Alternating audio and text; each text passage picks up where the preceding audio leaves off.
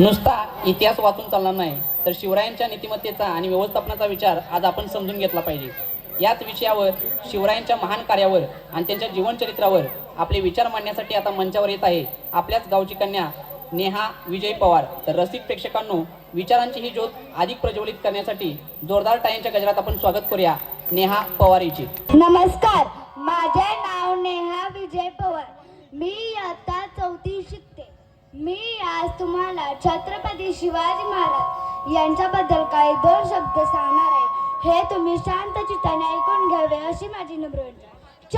36 हत्तींचे बळ असणारे, त्रस्त मुघलांना पळवून आणणारे, परत न फिरणारे, तिन्ही जग जाणणारे, शिस्तप्रिय व वाणिज्य जिजाऊंचे पुत्र, महाराष्ट्राचे शान, हार न मानणारे, राजसाहित्य चिंतन, जनतेचा राजा, घासल्याशिवाय धार नाही तलवारीच्या पातीला, घासल्याशिवाय धार नाही तलवारीच्या पातीला.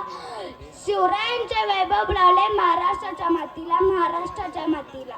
सर्वप्रथम श्री छत्रपती शिवाजी महाराज आदर्श राजा यांना माझा मानाचा मुद्रा, मानाचा मुद्रा. सन्माननीय व्यासपीठ, वंदनीय गुरुजन वर्ग, तसेच माझे शिवभक्त रसिको.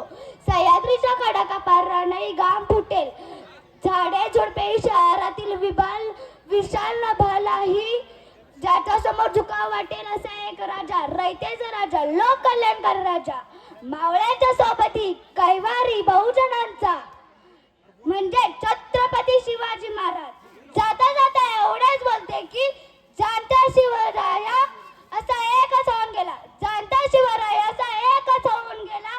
इतिहासाच्या पानामध्ये नाव आपले करून गेला, नाव आपले करून गेला. जय हिंद.